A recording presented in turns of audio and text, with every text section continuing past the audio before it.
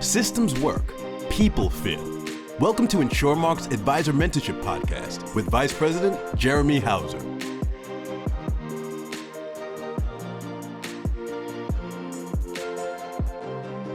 Benjamin Franklin once said, "For every minute spent in organizing, an hour is earned." Welcome to this week's episode of the Advisor Mentorship Podcast. I'm your host, Jeremy Hauser, and our guest today is Colleen Bowler, CFP, who spent over 25 years building and growing her planning firm, Strategic Wealth Planners. Along the way, she received numerous industry awards, and she implemented a 3-year succession plan that successfully worked. Colleen has actually served as a strategic coach for Strategic Coach program since 2003.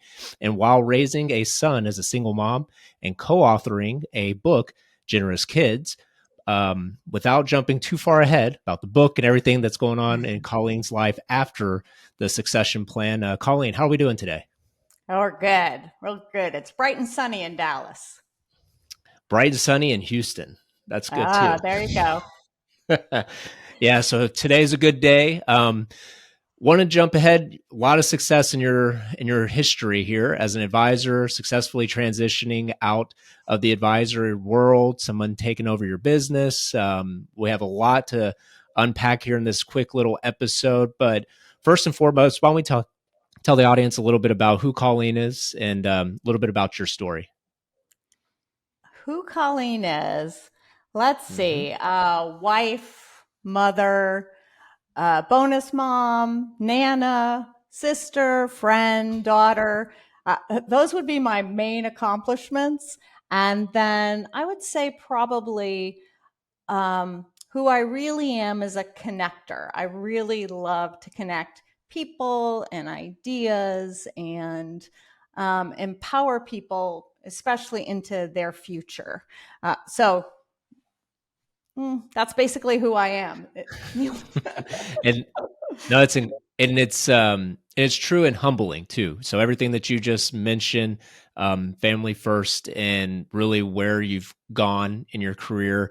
A lot of the people that listen to this particular podcast are financial advisors, and I think something that they're very open to and want to hear more about, obviously, is the succession plan. But as an advisor who actually built up a firm. So your team as an RA group had over 500 million the last time we chatted. What would you say in order to grow to that type of significance in your business? What was the breakthrough moment that helped you get to that type of success within your company? You know, I'd have to start first with the lack of success, which was starting in the industry because somebody said, "Oh, you're good at math." I needed a job. I was going through a divorce. I had a sick 3-year-old. I made $14,000 the first year in the business and qualified for earned income credit. So when I speak with advisors, I always like, if I can do it, just about anybody can. Second year wasn't much better, but what I learned was what a friend of mine said later in time. You know, there are people attached to the money, right? And sometimes as financial advisors, and especially starting in the business, I was trying to learn everything, and there's so much to learn. What I realized was I was really strong at asking people questions about where they are now and where do they want to go. And there were a lot of really wicked smart advisors in the industry who loved things like creating dynamic estate plans and do insurance and investments that if I collaborated with them, I could learn alongside of them. So that was one way I did it. Bringing everybody in, right? But also I said, what I want to do with our clients is build a moat around them. I always felt like, and we're going to talk about succession, but I always felt, you know, we've had incidences where people have passed away, accidents, you know, age, whatever. If people just relied on me, which is kind of how I built it in the beginning. I was always about, I can do this for you. I'll make sure this happens. I. Mm-hmm. And I think the breakthrough, as you call it, happened when I started saying we, when I started relying on my team, when I started relying on other advisors and started really building them up. One of my friends, once again, said to me, he heard me on a call just say, yeah, I'll get it done. He goes, well, you keep saying it that way and you're never going to be able to take a vacation. I'm like, what are you talking about? Well, if they only rely on you, it was a huge thing for me to go from I to we. When we can get it done, that means anybody on my team can bring it to them. Anybody on my team can figure it out for them. It wasn't just me. And I believe that was one of the key moments that allowed me to build this $500 million planning firm. And we did full plans, and we did life insurance, and we did investments, and we did annuities and disability and long-term care. But it was my firm, yes, but we did it, and we did it together. And it allowed me to be gone half the time. I was gone about 50% of the time. Shh, don't tell him. Don't tell him. But I was. And I think it's, the clients want to make sure things get done. It doesn't have to be you. Mm. And, I actually want to park on that question, because that's huge of what you just said, because I see it from my hands of where I sit, over 70 advisors that are currently on our team that I'm helping them day in and day out. And that is a challenge. So as they continue to grow, and hiring the right people too, and Yes. being mindful enough to where it's okay that that somebody is going to care for that customer the same way you care for them, and giving up the trust and the opportunity for them to do that. So what was maybe what is any advice to somebody who would struggle today from going from that I to we out of their verbiage, but also, but not just advice to that person, but also for the person that is starting to do we? What was the receptiveness from your clients? And finally, the light bulb went off of like, it's okay. It's okay. Yeah. You know what? They loved it. They loved it. And we'll talk about succession plan, but so much so that when we were done, I thought I'd have 5 to 10 clients, big clients, lots of messy things, lots of multi-level generations that would rely on me, and still want me on some of those calls. But we had done such a successful job at the team and creating the team around them. Now I see them and they're like, you want to go for a drink? They're not asking me about, coming into the meeting. They do sometimes ask a couple of different things. When we start in the business, we have to have a lot of ego to do what we do, to get all the no's, which Mary Kay Ash once said, a no is just a no. That really helped me so that I could go get a bunch of yeses. Every time I got a no, it was like, you're just going to get some yeses, right? A no is just a no. But it helped me. I needed the ego to have the confidence to walk in the room. And I thought I had to know everything or be really, and I am wicked smart, but I realize people really just want you to make sure it gets done. They want to have that relationship. They want to talk about their families. I mean, I had a lot of meetings where all the stuff on the planning was maybe 5 or 10 minutes, and the rest was on the core family situations. So as confidence builds, ego can hopefully go down, and that builds up we. We is capability. I'm just taking notes. That was actually really good. That's really good. Yeah.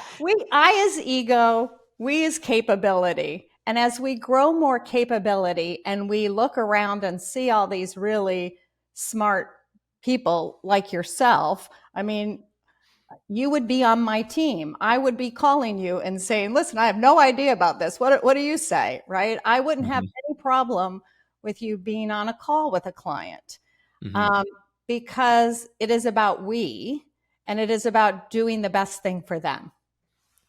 I love that. And so for a lot of advisors today are in that struggle of also adding people to the team. So I'm glad you touched on that on today's call, because once again, a lot of good success in your years of doing the advisory side. And so for maybe some of the listeners that are on their back nine of what they're thinking about of life after being an advisor, and maybe they're thinking to themselves, what would it be like, or how do I even approach somebody to have a succession plan? So what advice would you give an advisor who actually wants to sell their business and implement a succession plan?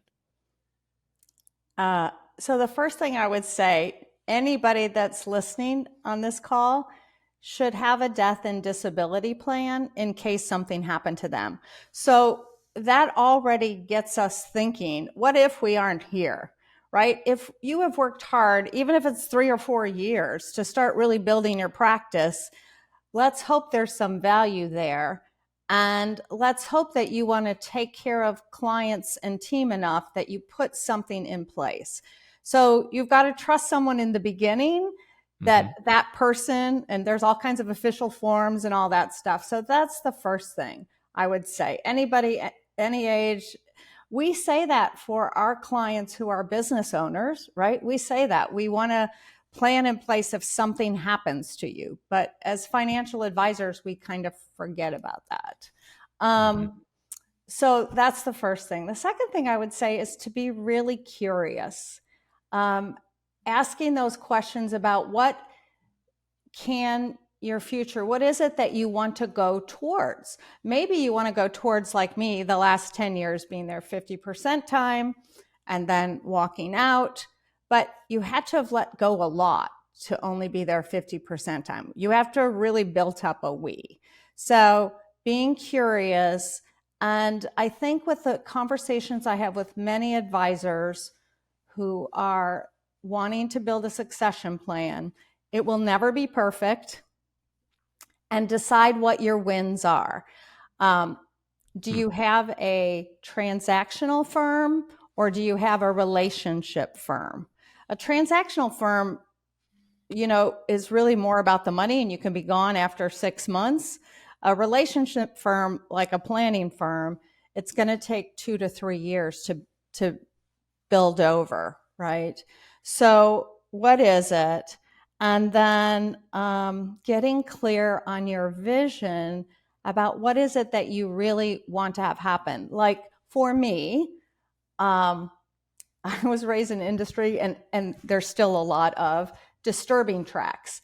And it really bothered me that my goal was to disturb people in order to do business with me. And so after being asked to speak and be part of all these groups and everything, I met this woman, Jeannie Hurlburt, PhD, who does all these wicked assessments. And I was like, I just wish I could download some of this wisdom into something that advisors could use. And so that kind of created the business that I have now as C&J Innovations. So it automatically gave me something to go towards. Other people, they want to go towards more family time. Other people want to go towards, more travel time. But I will say, of all the advisors I know who have retired, it's retiring from what you don't love to do. If you really love being with people, you don't want to be isolated. You got to figure those things out in advance. It's just like what we say to our clients. You have a financial wealth then, but you've got to have that spiritual wealth, that emotional wealth, that personal wealth, that exercise wealth, the health wealth. And so starting, and you mentioned it, or you just mentioned it, C&J Innovations. So how long did that take you when it came to like succession plan was implemented? So how many years was that in place, and then till you were officially removing yourself and then on to the next chapter of your life? How can you kind of walk through that process of timeframes? Yeah. So 2018 was when we started, and Ryan, who was my successor, and I had a dating successorship, which meant because I did joint work with a lot of advisors, I didn't build those advisors in my firm. I mean, I had some advisors in my firm, but I didn't. There weren't any of them that could have taken over the firm, which some advisors do. They build successors to take over the firm. So what I did was what I called dating. There were 3 advisors that I dated that we did joint work with to see whether or not it would be a good fit for our firm. And, it's like the 3 bears in the chairs. It just wasn't a right fit because I wanted a win to the 4th. I wanted a win for me, a win for who was buying the firm, a win for the clients, and a win for the team, because my we team was really important to me. So another thing of what we just talked about, decide what your wins are. What do you want those wins to be? And so it was the 4th person that did that. So the first year, all we did, I introduced him as he was taking over the running of the firm, and to get that relationship started, he was in every meeting, handed every follow-up. So I just kind of I gave that information off to him. He ran with it. The bigger clients than the second year I was with in those meetings. And then the 3rd year was COVID.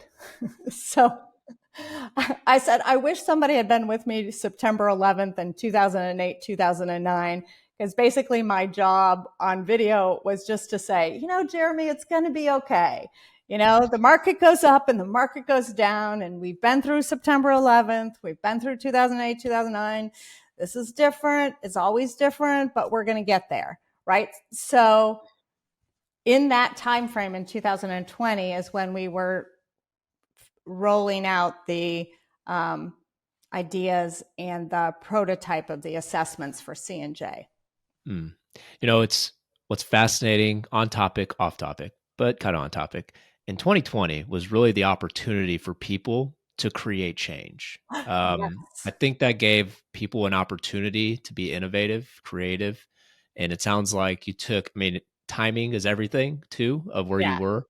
So kudos to you. Yeah. 2020 was a good year for, obviously not a great year, but it was a good year for being innovative and creating new ideas. So, well, and I think if one of the things I always say with advisors is when change happens, and it does, 2008, 2009 is going to happen again, right? Mm-hmm. We're going to have if you get out from under your desk where everybody else is, they don't want to take client calls. They don't want to deal with all the bad news. If you say, hey, I'm here in good times, I'm here in bad times, I am here for you. We are here for you, and we are available. We brought in a lot of business after September 11th, 2008, 2009, and during COVID, because other people's advisors weren't talking to them. And it's so when they're scared. Yeah. And that's where, and you mentioned it earlier. So when you were on that journey and then transitioning out, so how long or when did C&J, did it kick off in 2020 or? Yes. Okay. So it happened to be was it a 3-year succession plan, or how many years was, okay. It was a 3-year succession plan. I would say 2.5, 3 might have been too long. But remember, I was doing halftime, so I spent halftime at C&J anyway. So, and are you removed from 2020 on? So here we are, a couple years later. Yes. So how often when did you stop being a part of the business, or are you still a guest speaker at your old firm, or how's that work? No, I'm gone. At December 31st, 2020 was my last day. Yep. And if Awesome. you ever wonder about this career of 25 plus years, it took 2 hours when we were told we had to exit the buildings in 2020 to pull everything together and get the heck out. And I've never been back. Right. Well, that's a success then. So that means it's fully operational and it's working. Oh my gosh. So, Fabulous. They've had a lot of growth. yeah. And so that's very cool. And I think so what are you up to now? So you mentioned C&J Innovations. So tell us a little bit about life after the succession plan. So we created a company that helps advisors open up the conversation, non-financial related, for their prospects and clients. And one of the ways to do that is through these 2 assessments. I always say simple, and they're not simple because they address people's mindsets, but is same thing that I was asking. Where are they now? Where do they want to be in their future on 8 core mindsets, including partnership. Partnership is one of the ones that a lot of advisors originally are like, oh, I don't know if I want to ask them. I'm like, well, if they don't want to be in partnership with you, there is a number called 1-800-NO-HELP. And they would, let them go there. There's so many people who want good advisors in their life. So 8 mindsets for 45 and under, which are accumulation, and then above 45, which is what we call walk away, right? Because you want to walk away from what you don't love to do. And then we have workshops advisors can do. Any of us that have been asked to do workshops on what's a stock, what's a bond, what's a this, right? Retirement readiness. This just adds a whole different layer because it's all non-financial related. So it's fun. Yeah, and actually thinking through that, so does your team put together things for those that are retired? So like ideas for advisors for, pickleball and all that type of good stuff for those that are currently things to do while in retirement, since y'all aren't doing anything on the financial side, or is that something y'all have ever thought about doing? No, I haven't ever thought about doing it, but we might be able to put that in there under resources. We have a lot of stuff for resources for advisors for those 8 mindsets, but no, haven't.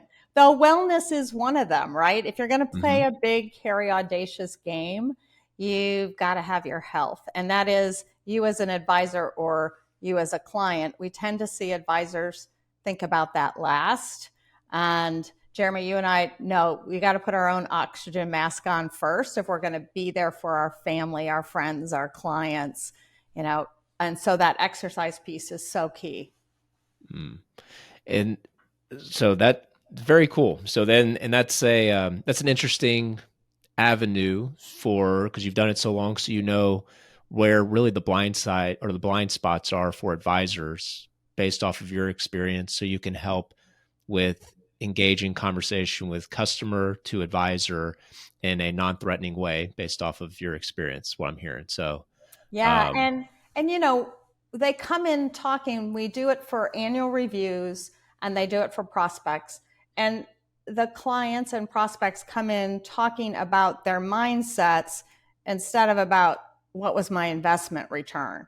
And that creates that whole different relationship with the advisor. McKinsey's saying the advisor of the future is more like a life coach than an investment coach.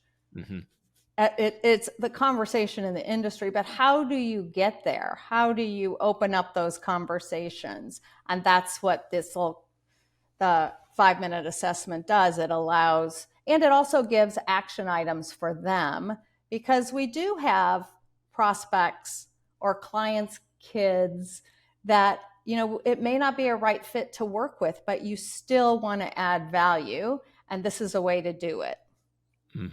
And also, I mentioned earlier, so for those that caught that, so you've been a strategic coach for Dan Sullivan since, I believe, 2003. So what a lot of the advisors that listen to this, very keen on what Dan's doing. Some have actually been involved in his programs over the years. So what piqued your interest to actually not only join the program, but also to become an actual coach underneath the program? And be in the program now 23 years. You know what? I saw other people who were in coach, other advisors, because that's the only people I was around when I was a single mom trying to build this business. I didn't have a lot of friends. Anyway, I saw them start really increasing their income, doubling and tripling their income, and taking more time off and more trips and having a more lovely life. You want to balance, but they were involved with so many different things. And I have to say, Strategic Coach has income qualifications. And I referred 10 people into Strategic Coach before I qualified for Strategic Coach. That's how much I saw that it was working. So then I've gone back. Maybe I've missed 1 or 2 quarters in 23 years because everyone who's coaching has to be doing, you have to be an entrepreneur, you have to be using the tools, you have to be in your own workshop. Unlike some of the courses I've gone to speak with on entrepreneurs, that none of the professors have ever been entrepreneurs, that they're not having the struggle like Jeremy, you were talking about, teams, employees. If it wasn't for employees, this could be a really easy business. But that's part of it. And how do we build that? And what do we do with it, et cetera? So, and that's why after 3 years, they asked me because I had such incredible success.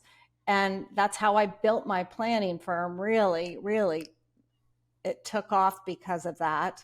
They asked me to coach, and I love it because I get to be around people like you that are empowering people every day. And it's very cool because I think everybody needs a coach. You know, even Tiger Woods has a hitting coach. The greats of the greats.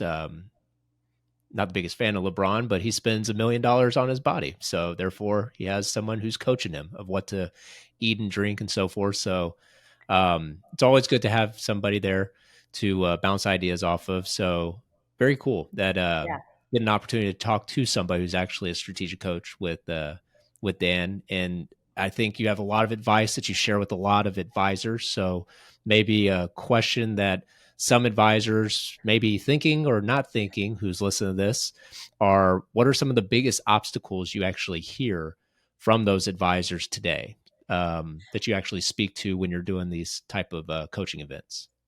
One of the things, I see that book on your shelf, Who Not How. The minute you start thinking about how can I get this done, the trick in your mind is, who can help me do this? It immediately pulls us to collaboration. It immediately pulls us that it doesn't have to be about us. And I'm reminded my little granddaughter, she was trying to do a basket and she just looked at me and said, I can't do it. I can't do it. And that's how a lot of, sorry, that was. That's a good impression. Well, and you know, with young kids. Yeah. But they do, they learn to walk, they change, and many advisors have gotten so set in their ways that they believe that this is the only way to do it. And, you know, if we haven't changed our annual review process in the last couple of years, we need to change it. If we haven't changed our ways that we're engaging in social media, we need to change it, right? Change is going to happen. It happens all the time. The question is, are we in front of the change or behind the change? And unfortunately, a lot of advisors have to be drug along with change. But the really good advisors are like, yes, like for the assessments, I thought we would start with new advisors using them and learning and everything. But you know who's really embraced them? The really good advisors who want to take it to the next level and the next level and the next level. And now it's filtering down, right? It is those advisors that love change. I think that I love change is a good mantra to say every morning because it is what we do, right? Mm-hmm. And the habits, I am such a habit person. There's an Aristotelian quote that says, "We are what we repeatedly do. Excellence then is not an act, but a habit." And it helps me to know that all I need to do is change some habits to get to the next level, right? And my clients to help them get to the next level, and my family, right? So habits is a great focus. And you've talked about that before, Jeremy.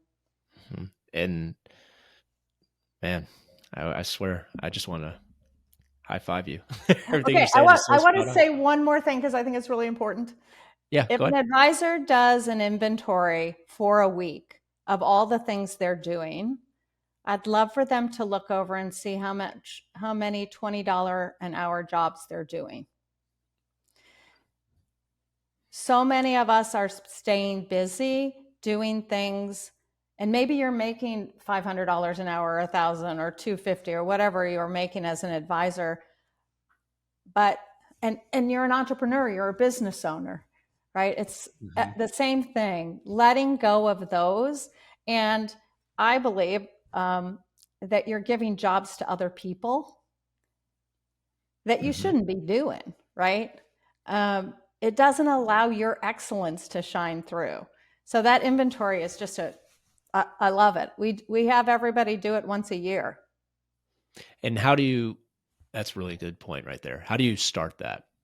So the person who's heard that and thought to themselves, that's a good idea. So when's a good time to do it? I know we're just starting the second quarter.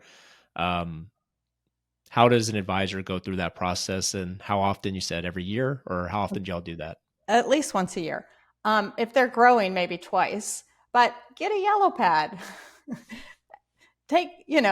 Are you still opening all the mail? Are you still paying the bills? Are you still answering emails? All the emails, there are some that you need to, but what emails are you answering? Are you still placing trades? I quit placing trades 10 years before I sold the firm, right? There are people that do that so good. And my job is to be in conversation. I never had a phone with me. I was never connected. I told people, the really good news is you will never be able to get a hold of me because you want me in conversation with you when I'm with you. And that's why we have such a great team. So I started using that we when I had half a person. So it doesn't take a lot. Half a person. Who's that we? A little person in my pocket. But the sooner I had college students come in and work, we had interns, we had high school students. It's just a good thing. Awesome. Well, and as we're wrapping up here, a lot of good advice, good nuggets. I have a whole page of stuff, even though we've chatted before. So I appreciate your time. Anything that we missed or final thoughts as we're wrapping up here? No. If anyone wants to reach out to us about C&J and the assessments, please do. And Jeremy's made it so that we can give you a discount. So that's great. And you can go to our website, cnjinnovations.com, and take one of the assessments for yourself as you believe one of your prospects or clients might, and hopefully see a lot of value that's created. And do it with your spouse, right? That's your motto. If you have your spouse, you got to do it with them, or they got to do it not together. They do it separately. Yeah. Jeremy's heard this because Jeremy's done it, right? Yeah. Because we have different mindsets and different spouses we had one of our advisors, one of the spouses came in talking, that was a prospect, came in talking, saying, I'm a 10 on health and want to be a 12, and you're a 5 and want to be a 6. So, you're going to a nursing home if you don't want to take care of yourself. And he's like, they're prospects. I knew they'd become clients. Oh, that is good. Well, no, we appreciate that. And the website was, say that one again. cjinnovations.com. and jinnovations.com. Colleen Perfect. and Jeannie, CNJ, really creative. Love that. Well, thank you. Thank you so much, Colleen, for joining us on the podcast. Thank you for your time. Thank you also to the listener for tuning in. Make sure to subscribe on your favorite listening device so you do not miss out on any future episodes of the Advisor Mentorship Podcast. As we wrap up, connect and follow us on LinkedIn and YouTube at Jeremy Hauser. And as we continue to show video clips from our previous podcast recordings, and remember, in a world full of betas, be an alpha.